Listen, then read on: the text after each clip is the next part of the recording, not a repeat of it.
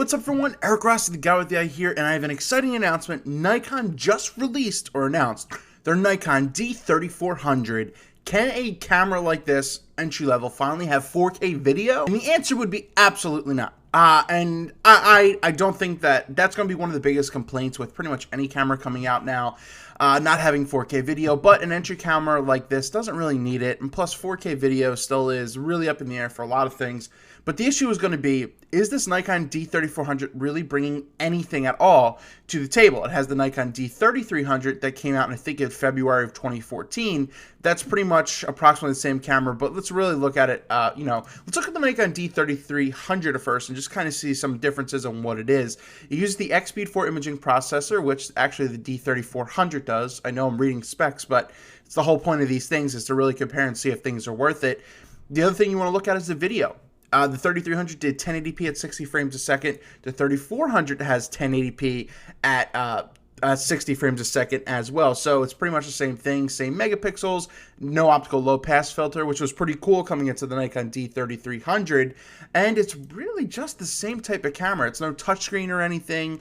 The only way you could use a wireless is to use a dongle, which now that they're including for free. But with the 3400, this is really kind of the only really big difference in regards to that, except with other one minor thing, is that it uses this low energy Bluetooth technology, and it's really going to give you that Snapbridge, which came out with the Nikon D500 as well. So it looks like this is a rebranded D3300 with a 3400, and I know the naming is kind of weird because they jumped from the D5300 to the D5500 and kind of skipped the mark, so their naming system really sucks with a lot of this stuff. It's just a newer D3300 with Snapbridge essentially, and the native ISO now goes from 100 to 25,600, which was extended 25,600 with the D3300. As you see, even the entry-level cameras are getting much better, especially dynamically range-wise and everything like that.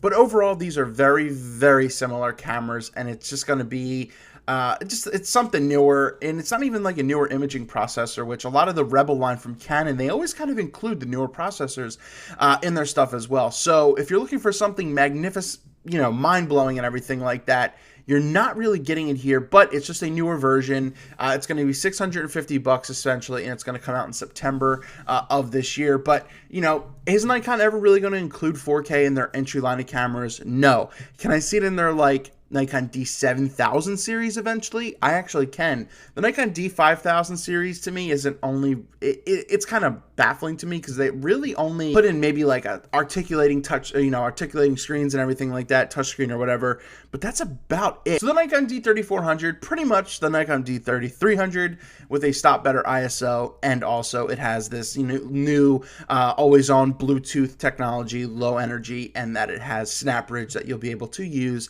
so that way you could transfer files to like maybe some kind of hard drive or to your phone so you could post them natively. So this is the big news.